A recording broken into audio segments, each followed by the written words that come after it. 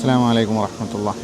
ഈജിപ്തിലെത്തിയിട്ടോ. കോഴിക്കോട് നിന്ന് പുറപ്പെട്ട് ഇപ്പോൾ ദാ കൈറ എയർപോർട്ടിൽ വന്ന് ഇരിക്കുകയാണ്. റിയാദ് വഴി കണക്ഷൻ ഫ്ലൈറ്റ് ആയിരുന്നു ഉണ്ടായിരുന്നത്. ഇവിടെ വന്ന് ഒരു സിം എടുത്ത് കറൻസി എക്സ്ചേഞ്ച് ചെയ്ത് ലഗേജൊക്കെ കിട്ടി. ഇനിയിപ്പോൾ നേരെ എക്സിറ്റ് വഴി പോവുകയാണ്. ഇന്ന് ഇവിടെ ഒരു ഹോട്ടൽ ബുക്ക് ചെയ്തിട്ടുണ്ട്.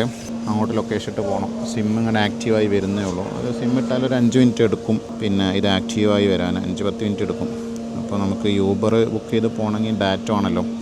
അപ്പോൾ അതിനുവേണ്ടി ഇങ്ങനെ എയർപോർട്ടിൽ വെയിറ്റ് ചെയ്തുകൊണ്ടിരിക്കുകയാണ്. അപ്പം ഈജിപ്തിലെ കഴിഞ്ഞ വീഡിയോ സീരീസിലെ എപ്പിസോഡുകളിൽ കാണിക്കാത്ത കുറച്ച് ഏരിയകളിൽ കാണാൻ വേണ്ടിയിട്ടാണ് ഈ ഒരു യാത്ര ലക്ഷ്യം വെച്ചിട്ടുള്ളത്. അപ്പോൾ ഇൻഷാ അല്ലാഹ് വളരെ ഉപകാരപ്രദമാകുന്ന വീഡിയോകൾ ചെയ്യണം. പോയി നോക്കാം. അപ്പോൾ ആ യൂബറിൽ ടാക്സി ബുക്ക് ചെയ്തിട്ട് കൺഫേം ആയിട്ടില്ല, വന്നുകൊണ്ടിരിക്കുകയാണ്. ജീവിതത്തിൽ 2ാമത്തെ പ്രാവശ്യം ഈജിപ്തിലേക്ക് വരാനുള്ള ഭാഗ്യം ലഭിച്ചിട്ടുണ്ട്. അൽഹംദുലില്ലാ. ഒരുപാട് കാഴ്ചകൾ കാണാനുണ്ട്. കഴിഞ്ഞ യാത്രയിൽ പോയ അവിടെ മിക്കവാറും പോലെ ഉണ്ടാവില്ല. കൺഫേമായി പോയോട്ടെ കേട്ടോ. അപ്പോൾ ഞാനിതിൻ്റെ പുറത്തിറങ്ങുമ്പോഴേക്ക് ടാക്സിക്കാർ വന്നിട്ട് ഭയങ്കര ഡിസ്റ്റർബൻസ് ആയിരിക്കും. ഭയങ്കര പൈസ വരുന്നത് $20. എത്രയായി? 1600 രൂപ. നേരെ മറിച്ച് യൂബറിൽ കാണിക്കുന്നത് 114 പൗണ്ട്. രണ്ട് തമ്മിലുള്ള വ്യത്യാസം 114 പൗണ്ടാണ്. നമ്മുടെ നാട്ടിൽ 200 റുപ്യ ആകുന്നുള്ളൂ. അതാണ് കൈറോ എയർപോർട്ടിൽ വന്ന് ഇറങ്ങിയാൽ എയർപോർട്ടിൻ്റെ മുറ്റത്തേക്ക് യൂബർ വരില്ല. അവിടുന്ന് കുറച്ചിങ്ങനെ നടന്ന് വന്നാലാണ് ഇവിടെ പാർക്കിംഗ് ഉണ്ടാവും. എവിടെയാണ് യൂബർ വരിക. അങ്ങോട്ട് നടന്നു വന്നാൽ യൂബർ കിട്ടും. അല്ലെങ്കിൽ നേരെ ഇറങ്ങുന്നിടത്ത് ഭയങ്കര പൈസയാണ് അവർ പറയുന്നത്. അപ്പോൾ നമ്മൾ യൂബർ വന്നിട്ടോ. യൂബറിൽ കയറി. ഇതുണ്ടോ, ഇതാണ് പാർക്കിങ്. ഇത് നമ്മൾ എയർപോർട്ടിൻ്റെ ഇറങ്ങി ഉടനെ ഈ പാർക്കിങ് കാണില്ല. കുറച്ചിങ്ങോട്ട് വന്നാലേ ഈ പാർക്കിങ് കാണുള്ളൂ. ഇറങ്ങി വരണം. ഇവിടേക്കാണ് യൂബർ എത്തുള്ളൂ. എയർപോർട്ടിൻ്റെ മുന്നിലേക്ക് എത്തൂല. അപ്പം എയർപോർട്ടിൻ്റെ മുന്നിൽ തന്നെ ഒരുപാട് ടാക്സിക്കാരുണ്ടാവും. അവർ ഭയങ്കര പൈസ പറയാം. അപ്പോൾ അതുകൊണ്ട് അവിടെ ഇറങ്ങി ഉടനെ തന്നെ കൈറോയിൽ വന്നാൽ ടാക്സി വിളിക്കേണ്ട. യൂബർ തന്നെ പ്രൈസ് കൂടുതലാണ്. ഇവിടെ വേറൊരു ആപ്പ് ഉണ്ട്, അതിൻ്റെ പേര് നോക്കിയിട്ട് പറയാം. ഞാനിപ്പം ഡൗൺലോഡ് ചെയ്തിട്ടില്ല. അടുത്ത യാത്രക്ക് ഇനി അതിലാക്കേണ്ടിയിരുന്നു. നോക്കട്ടെ. ഞാൻ ഇതിന് മുന്നേ വന്നെന്ന് വേറൊരു ടെർമിനലായിരുന്നോ അതോ ഇനി എയർപോർട്ടിനുള്ളിൽ മാറ്റം വന്നോ എന്നറിയില്ല. ആദ്യം വന്നതിലേറെ മാറ്റം വന്നിട്ടുണ്ട്. ചിലപ്പം വേറെ ടെർമിനലായിരിക്കാം. അല്ലെങ്കിൽ വേറെ ടെർമിനൽ ഇവിടെ ഉണ്ടോ എന്ന് എനിക്ക് ഇപ്പം നിലവിലറിയില്ല. ഇവിടെ ടാക്സിക്കാർക്കും ഇവിടെ ഒരു പൈസ കൊടുക്കണം കേട്ടോ എയർപോർട്ടിൽ നിന്ന് ഇറങ്ങുമ്പോൾ. How much pound? 13 30 പൗണ്ട്. ഭയങ്കര പൈസ ആണല്ലോ അവിടെ. അതുകൊണ്ടാണ് 50 റുപ്യേനെ മേലെ 60 റുപ്യേൻ്റെ അടുത്ത കയ്യിൽ. അങ്ങനെ ഇതാ കൈറോൻ്റെ കാഴ്ചകളിലേക്ക് വീണ്ടും ഇറങ്ങാണ്. ഈജിപ്തിലെ കാഴ്ചകൾ. ഖുർആനിൽ പറഞ്ഞ മിസ്ർ എന്ന രാജ്യത്തേക്ക് വീണ്ടും എത്തിയിരിക്കുകയാണ്. അൽഹംദുലില്ലാ. വലിയ സന്തോഷം. പ്രാവശ്യം നമ്മൾ കുറച്ചധികം സ്ഥലങ്ങളിൽ പോകാനുള്ള പ്ലാനൊക്കെ ഉണ്ട്. ഇനിയിപ്പം വേറെ പ്രത്യേകിച്ച് എമർജൻസി ഇല്ലെങ്കിൽ. ഇപ്പം തണുപ്പുള്ള സമയമാണ്.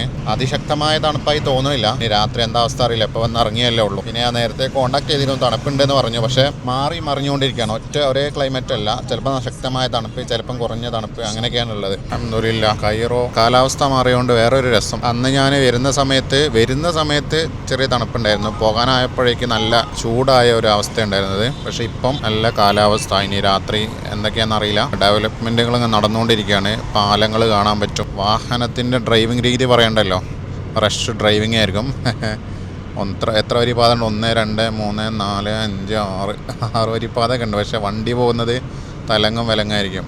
അങ്ങനെ സ്പീഡ് ലിമിറ്റ് വെച്ചിട്ടൊന്നാവില്ല വണ്ടി പോവുക.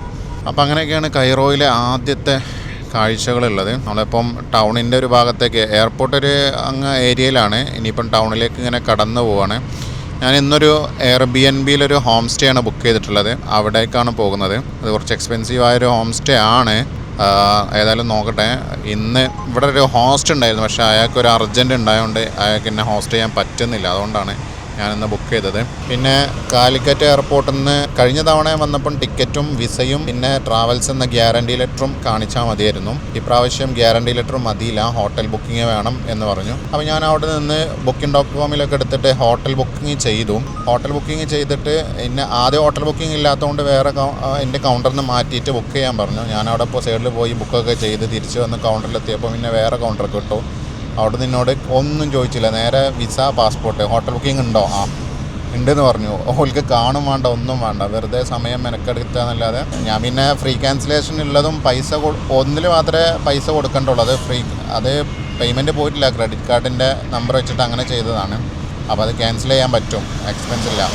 നമ്മളിപ്പം ഡമ്മി ടിക്കറ്റും അതുപോലെ തന്നെ ഒറ്റ ദിവസത്തെ മാത്രമേ ബുക്കിംഗ് നടത്തിയിട്ടുള്ളൂ. ബാക്കിയൊക്കെ ഇനി ഇവിടെ എത്തിയിട്ട് റൂട്ട് ഷെഡ്യൂൾ ആകുന്നതിനനുസരിച്ച് ബുക്കിംഗ് നടത്താമെന്ന് കരുതിയിട്ടാണ്. അങ്ങനെ ചെയ്തത്. അങ്ങനെ മെയിൻ റോഡിൽ നിന്ന് ഞങ്ങളൊരു ഉള്ള ഏരിയയിലേക്ക് തിരിഞ്ഞു കേട്ടോ. ഇവിടെയാണ് നമ്മളെ താമസ സ്ഥലം എന്ന് തോന്നുന്നു ബിൽഡിങ്. ഇനി ഒരു 450 മീറ്ററും കൂടിയാണ് കാണിക്കുന്നത്. ഒരു ഉള്ള ഏരിയ ആണ്. സാധനങ്ങളും ഭക്ഷണമൊക്കെ ഇവിടുന്ന് കിട്ടും എന്നൊരു സമാധാനം ഉണ്ട്. ഇങ്ങനെ ഉള്ള ഏരിയ ആകുമ്പോൾ. വലിയ ടൗണാണെങ്കിൽ നമുക്ക് ഭക്ഷണമൊന്നും കിട്ടില്ല. സൂപ്പർ സ്ഥലം കേട്ടോ. കുറച്ച് കൺജസ്റ്റഡ് ആണ് വണ്ടിയൊക്കെ വരാനും പോകാനൊക്കെ, പക്ഷേ നല്ല സ്ഥലം, അടിപൊളി സ്ഥലം. ഈ കാറിൻ്റെ മേലേക്കുള്ള പൊടിയുണ്ടോ. ഇവിടെയൊക്കെ ഇങ്ങനെ ഫ്ലാറ്റിൽ താമസിക്കുന്നവരാണ്. അപ്പം എയർബിഎൻബിയിലാകുമ്പോൾ അങ്ങനെ റൂമാണല്ലോ കിട്ടുക. ഫ്ലാറ്റോ അല്ലെങ്കിൽ അവരുടെ ഹോം സ്റ്റേ ഒക്കെ ആണല്ലോ ഉണ്ടാവുക. അപ്പോൾ അതുപോലെയുള്ള റൂമായിരിക്കും മിക്കവാറും. സോ ഞാനിപ്പം റൂമിലെത്തിട്ടോ. ഇതുണ്ടോ, അവിടെ ലൈറ്റൊക്കെ സജ്ജീകരിച്ചൊരു റൂമാണ് ഈ സെറ്റാക്കിയിട്ടുള്ളത്. ഇത് ശരിക്കും പറഞ്ഞാൽ ഇവരുടെ ഒരു ഫ്ലാറ്റാണ്. ഇവരിവിടെ ഫാമിലി താമസിക്കുന്നുണ്ട്. അതിലൊരു റൂമാണ് നമുക്ക് തരിക. പിന്നെ അതിൽ ബാത്റൂം, വാഷ് മെഷീൻ എല്ലാം ഉണ്ടാവും. ഇവിടെ ഒരു സിസ്റ്റം, ഒരു വർക്ക് സ്പേസ് ഒക്കെ ഉണ്ട്. പിന്നെ ഇങ്ങനെ ഒരു ബെഡ്, സിംഗിൾ ബെഡ്, അല്ല ഡബിള് ആണെന്ന് തോന്നും, അതൊക്കെ ഉണ്ട്. അപ്പോൾ എനിക്കൊന്ന് ഫ്രഷ് ആവണം. ഓക്കെ, ഞാൻ റൂമിൽ പോയി ഫ്രഷായി. വലിയൊരു കണ്ണാടി ഉണ്ടോ, ഫ്രഷായി പുറത്തിറങ്ങാണ്. ഭക്ഷണം കഴിക്കട്ടെ, ഒന്നും കഴിച്ചില്ല. പുറത്തത്തെ കാഴ്ചയാണ് കേട്ടോ. വൈകുന്നേരമാണ്, തണുപ്പാണ്. ആളുകളൊക്കെ തണുപ്പിൻ്റെ ഡ്രസ്സ് ഇട്ട് നടക്കുന്നുണ്ട്. ശാന്തം സുന്ദരം, വല്ലാതെ തണുപ്പടിക്കുന്നില്ല. ഇതുണ്ടോ, ഇവിടുത്തെ ഒരു ഫ്രൂട്ടാണ്. ഞാൻ വരുന്ന വഴിക്കൊക്കെ കണ്ടേ. ഇതുണ്ടോ, എന്ത് രസമാണെന്നുണ്ടോ ഈ വൈകുന്നേരം ഇതിലിങ്ങനെ നടക്കാൻ. എത്ര മനുഷ്യന്മാരാണ് ഇവിടെ. നമ്മളെ ടൗണിലൊക്കെ ഉള്ള പോലെ തന്നെ ഫ്ലാറ്റിൻ്റെ മുൻഭാഗമാണ്. അതിൻ്റെ ഒരുപാട് ഫ്ലാറ്റുകളുണ്ട്. അതിൻ്റെ ഇടയിൽ കച്ചവടമുണ്ട്, മുകളിൽ താമസമുണ്ട്. ഞാനിപ്പോൾ ഒരു ലൊക്കേഷൻ ഇട്ട് ഇങ്ങനെ പോവാണ് ഭക്ഷണം കഴിക്കാൻ. ഇത് വേറൊരു ഏരിയ തന്നെ കേട്ടോ. നമ്മൾ നേരത്തെ കഴിഞ്ഞ തവണ ഈജിപ്തിൽ വന്നപ്പോൾ കണ്ട ഭാഗമല്ല അത്. ഇവിടെ ഒരു സ്വിഫ്റ്റ് കിടക്കുന്നത്, റെഡ് കളർ സ്വിഫ്റ്റ്. ശരിക്കും പറഞ്ഞാൽ ഞാനിങ്ങനെ പോവാണേ, വളഞ്ഞ് തിരിഞ്ഞാണ് പോണത്. എൻ്റെ റൂമിലേക്ക് ശരിക്കും എനിക്ക് വഴി അറിയില്ല. ഞാൻ അത് ലൊക്കേഷൻ ഇട്ട് തന്നെ പോകേണ്ടി വരും. ഏതായാലും ഇപ്പോൾ എന്തെങ്കിലും കഴിക്കാനുള്ള സ്ഥലം കിട്ടുമോ നോക്ക്. ഞാനൊരു പിസൻ്റെ കടയിൽ കയറിയത് കണ്ടോ. ഇത് ഒരുപാട് പിസകളാണ്, പല ഐറ്റംസ് പിസകൾ. ഞാനൊരു മീഡിയം സൈസ് പിസ പറഞ്ഞിട്ടുണ്ട്, വെയിറ്റ് ചെയ്യാണ്. ഇതാണ് കട, ലൈവായിട്ട് ഇവിടെ നിന്ന് ഉണ്ടാക്കുകയാണ്. ഇവിടെ ടേക്ക് അവേ ആണ് കൂടുതലും തോന്നണേ. ഒറ്റ ടേബിളേ ഉള്ളൂ. സോ വലിയ സന്തോഷം കേട്ടോ. ഈജിപ്തിൽ വീണ്ടും വരാൻ കഴിഞ്ഞത് വലിയ സന്തോഷം, അൽഹംദുലില്ലാ. തണുപ്പായതുകൊണ്ട് വരാൻ വരണോ എന്നൊക്കെ ഇങ്ങനെ ആലോചിച്ചിരിക്കുകയായിരുന്നു. പിന്നെ ഇവിടുത്തെ നേരത്തെ പരിചയമുള്ള അസറിൽ പഠിക്കുന്ന കുട്ടികളും അല്ലാത്തവരോടൊക്കെ ചോദിച്ചപ്പം ഇവിടുത്തെ കാലാവസ്ഥയെക്കുറിച്ചൊരു ഏകദേശം ഐഡിയ കിട്ടി. അപ്പം അങ്ങനെ പോകുന്നതാണ്. ജനുവരിയിലാണ്. ഇപ്പം ജനുവരി ഇന്ന് 10-ാം തീയതിയാണ്. ഞാൻ നാട്ടിൽ നിന്ന് 7:25 ഫ്ലൈനാസിൻ്റെ ഫ്ലൈറ്റിലാണ് പോകുന്നത്. അത് സൗദി റിയാദിലെത്തിയത് 10 മണിക്ക്, റിയാദിലെ 10 മണിക്ക്. 5 മണിക്കൂർ യാത്ര കഴിഞ്ഞ് സൗദിയിലെ 10 മണിക്കാണ് എത്തിയത്. പിന്നെ അവിടുന്ന് 10 മണിക്കാണ് എത്തേണ്ടത്, പക്ഷേ എത്തിയില്ല കേട്ടോ. എത്തിയത് 11 മണി കഴിക്കണം, 1 മണിക്കൂർ ഡിലേ ആണ്. പിന്നെ 12 മണിക്ക് ആണ് അടുത്ത ഫ്ലൈനാസിൻ്റെ തന്നെ കണക്ഷൻ ഫ്ലൈറ്റ് ആയിരുന്നു അത് പോകുന്നത്.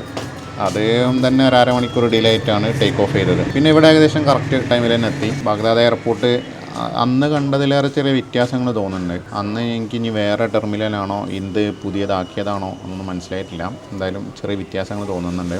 പിന്നെ ഇവിടുത്തെ ടാക്സിക്കാർ ഭയങ്കര ഡിസ്റ്റർബൻസ് ആണ്. കാരണം നമ്മൾ ഇറങ്ങി ചെല്ലുമ്പം നേരെ ചെല്ലുന്നത് ഔട്ട് സൈഡിൽ, നേരെ ഗേറ്റ് കടന്ന് പുറത്തിരുന്നിടത്ത് ടാക്സിക്കാർ എത്തൂല. അതായത് യൂബർ, ഓൺലൈൻ ടാക്സികളൊന്നും എത്തൂല. അവിടെ സെപ്പറേറ്റ് പ്രൈവറ്റ് ടാക്സികളുണ്ടാവുക. അപ്പോൾ അത് ഞാനിപ്പം വരുന്നത് 123 പൗണ്ടിനാണ്. അതായത് നാട്ടിലൊരു 200 രൂപ ആണ് പോകുന്നത്. അതിന് എയർപോർട്ടിൻ്റെ പുറത്തുള്ള പ്രൈവറ്റ് ടാക്സിക്കാരനോട് പറഞ്ഞത് $20. പിന്നെ പറഞ്ഞു $16, $15. ഇത്രയായി.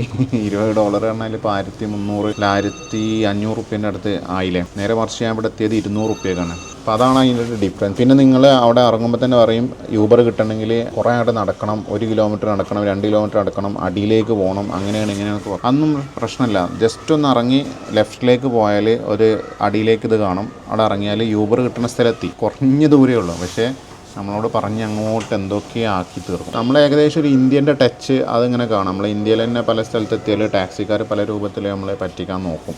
ഞാൻ രാജസ്ഥാനിലെ ജയ്സൽമീർ പോയപ്പം, അത് കേരളത്തിലൊക്കെ ഉണ്ടോണ്ട് ഏതെങ്കിലുമൊക്കെ ഷോപ്പിൽ കൊണ്ടുപോയി കാണിക്കുക. അങ്ങനെ കൊണ്ടുപോയി കാണിച്ചാൽ അവർക്കൊരു ടോക്കൺ കിട്ടും എന്നൊക്കെ തോന്നണേ.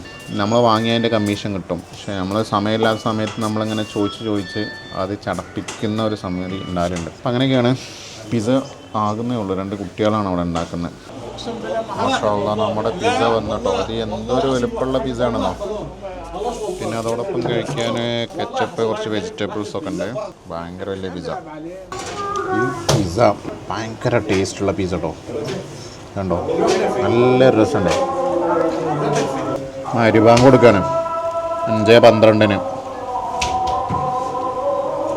അൽഹംദുലില്ലാ പിസ്സ ഓർഡർ ചെയ്യുന്ന സമയത്തിൻ്റെ മനസ്സിലുണ്ടായിരുന്നതേ ഒരു മീഡിയം പിസ്സ കഴിച്ച് പിന്നെ കിടക്കാൻ നേരത്തെ എന്തെങ്കിലും കഴിക്കാമെന്നു. ഇപ്പോൾ തൽക്കാലം വിശപ്പ് മാറ്റാൻ ചെറിയൊരു പിസ്സ കഴിക്കാമെന്നായിരുന്നു ഉണ്ടായിരുന്നത്. പക്ഷേ അതിൻ്റെ വലുപ്പം ഉണ്ടെങ്കിൽ ഇത് വീഡിയോയിൽ എത്ര മനസ്സിലാവേണ്ട അറിയില്ല. നമ്മുടെ നാട്ടിലെ ലാർജ് പിസ്സ ഉണ്ടല്ലോ അതിനേക്കാളും വലുപ്പമുണ്ട്. പക്ഷേ ഇത് ലാർജ് അല്ല, അത് മീഡിയമാണ്. മീഡിയം തന്നെ നമ്മുടെ നാട്ടിലെ ലാർജിനേക്കാളും വലുപ്പമുണ്ട്. ഇപ്പോൾ മരു കൊടുത്തു 5:12 കൊടുത്ത് ഞാൻ എൻ്റെ റൂമിലേക്ക് പോട്ടെ. തണുപ്പ് ശക്തമായ തണുപ്പില്ല. നീ ഫസ്റ്റ് വന്ന ദിവസം ആയതുകൊണ്ടാണാവോ.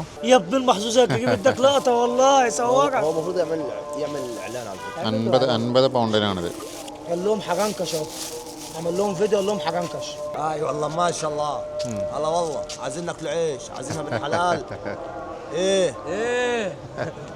ശുക്രിയ അൽഹംദുലില്ലാ. അസ്സലാമു അലൈക്കും. عليكم السلام. ഞാനത് കണ്ടപ്പോൾ ഹറങ്കഷ് എന്നാണ് അതിൻ്റെ പേര്. ആ ഫ്രൂട്ടിൻ്റെ 50 പൗണ്ടിന് വാങ്ങി. അല്ലോ നമ്മൾ റൂമിൻ്റെ അടുത്ത് എത്തിട്ടോ. ഇവിടെ ചെറിയൊരു ഗല്ലിയാണ്. ഇവിടെ എങ്ങനെ ഈ വണ്ടി കൊണ്ട് ഇവർ പോകണാവോ. ചെറിയൊരു സ്പേസിലിട്ട് കളിക്കും. അപ്പോൾ ഞാൻ ചെറിയൊരു കറക്കൊക്കെ കഴിഞ്ഞ് തിരിച്ച് റൂമിലെത്തി. ഭക്ഷണം കഴിച്ചു. ഇനി ഒന്നും വേണ്ട. ഇനി ഈ സാധനം ഹർക്കഷ് കഴിക്കാം. വെള്ളം ഇവിടെ ഉണ്ടോയെന്ന് അറിയില്ല കേട്ടോ. എൻ്റെ കയ്യിലാണ് ഈ വെള്ളമില്ല. ഇവർ തരേണ്ടതാണ് വെള്ളം. എന്തായാലും ചാവി വരെ നമ്മൾക്ക് ചാവി തന്നിട്ടുണ്ട്. അടിയത്തെ ഗേറ്റിൻ്റെയും മെയിൻ ഡോറിൻ്റെയും പിന്നെ നമ്മളെ റൂമിൻ്റെ ചാവിയും. ഇതാണ് നമ്മളെ റൂം. യെസ് മാഷാ അല്ലാഹ്.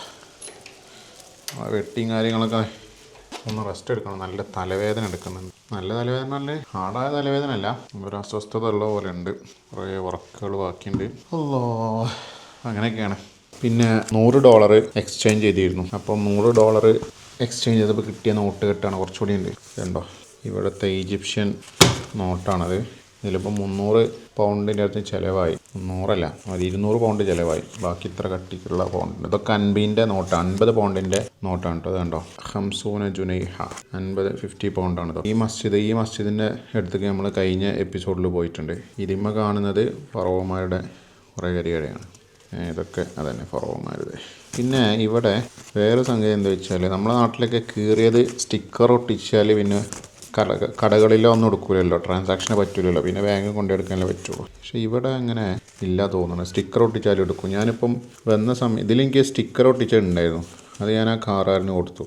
അയാളതെടുത്തു. പ്രശ്നമില്ല. ഇതിലിപ്പോൾ കാണുന്നില്ല കേട്ടോ. ഇനി ഉണ്ടെങ്കിൽ ഞാൻ കാണിച്ചതിൻ്റെ.